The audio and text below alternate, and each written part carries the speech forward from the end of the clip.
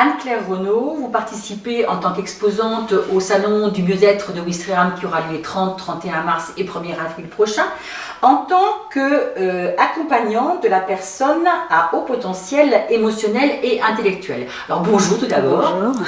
Est-ce que vous pouvez nous expliquer en quelques mots qui vous êtes et à quoi correspond cette activité? Alors en fait, ces personnes, déjà pour commencer, on les appelle les zèbres. C'est un mot qui est en train de s'étendre, donc du coup c'est plus facile pour les définir parce qu'en fait ça englobe pas mal de choses.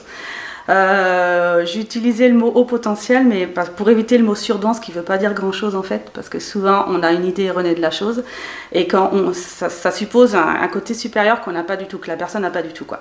On est plus dans l'émotionnel. Alors effectivement, il y a un QI souvent qui est élevé, mais on est plus dans l'émotionnel et le côté un peu décalé par rapport au reste de la société. Ça correspond aussi à une minorité de la population. Voilà. Donc en fait, moi j'ai découvert que je l'étais il y a 2 ans. Donc du coup, j'ai ressenti le besoin de créer mon activité autour de ça, sachant que je suis dans le bien-être depuis 10 ans. Donc j'ai créé l'association il y a 1 an, à peu près, ça va bientôt faire 1 an. Avec le besoin en fait de faire connaître la douance, enfin la particularité du zèbre à un nombre de personnes et surtout aux personnes qui se sentent concernées par le sujet. Donc il y a beaucoup de personnes qui le sont en fait, qui ne le savent pas, qui se sentent en décalage, qui voient bien que c'est pas facile relationnellement, etc., dans la vie de tous les jours, mais qui ne savent pas en fait qui ils sont.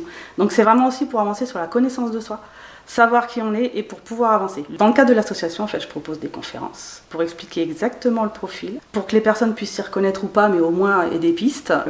Pour les parents aussi qui ont des attentes par rapport à leurs enfants, parce qu'il y a beaucoup de parents en fait qui sont complètement démunis par rapport à la situation de leur enfant, qui voit bien que ben voilà, un enfant qui a pu être d'ailleurs décelé au potentiel, mais du coup qui sont un peu perdus. Donc le but du jeu c'est quand même d'apporter des pistes, de pouvoir les accompagner, les rassurer, parce qu'ils ont surtout besoin d'être rassurés. Ça marche aussi bien avec les parents d'enfants, petits enfants, que adolescents, et je travaille aussi avec les adultes. Parce qu'en fait, il y a beaucoup d'associations ou d'actions pour les enfants, mais l'enfant grandit et l'adolescent et l'adulte, il est un petit peu perdu, quoi. Enfin, voilà, on s'occupe moins de cette catégorie d'âge. Et souvent, ben, le problème, c'est qu'en grandissant, si ça n'a pas été pris à temps, ça peut être source de souffrance. Pourquoi vous avez désiré participer à ce salon du mieux-être à Ouistreham? Bah, pour me faire connaître, hein, ça paraît évident, parce que je connais Karine et parce que j'aime bien aussi l'esprit, parce qu'effectivement le mieux-être ça me plaît bien, ça change du bien-être, on est vraiment sur le chemin de vie, quoi. C'est vraiment pour aller mieux, pour avancer dans la connaissance de soi, pour suivre son chemin, quoi, en fait. Voilà, c'est ça, je répète, mais voilà, c'est avancer, se faire du bien, etc., savoir ce qui est bon pour soi, etc. Et puis effectivement, si on peut avoir des gens autour de nous qui nous aident à aller sur ce chemin, en toute bienveillance, et bien c'est tout bonus, quoi. Alors, en quelques mots, pour terminer, comment vous mettez en pratique le mieux-être dans votre vie?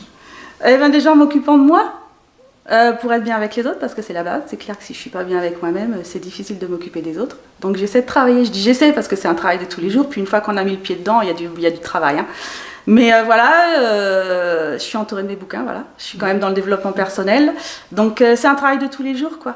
Et puis voilà, c'est vraiment s'occuper de soi, c'est pas de l'égoïsme, mais c'est vraiment faire en sorte d'écouter ses besoins, ses envies, etc. D'autant plus qu'on est un zèbre, on a besoin vraiment d'écouter pour être bien, parce que c'est encore plus difficile, j'ai envie de dire, que la moyenne, que le reste de la population, donc c'est vraiment ça. Et puis après, ben, en plus, si ça peut entre guillemets, faire des petits autour, c'est encore mieux, quoi. Eh bien, on va vous retrouver sur le salon, donc très prochainement, pour découvrir encore plus votre activité et vous découvrir. Eh bien, merci beaucoup, merci Anne-Claire, et puis bien, à bientôt. Merci.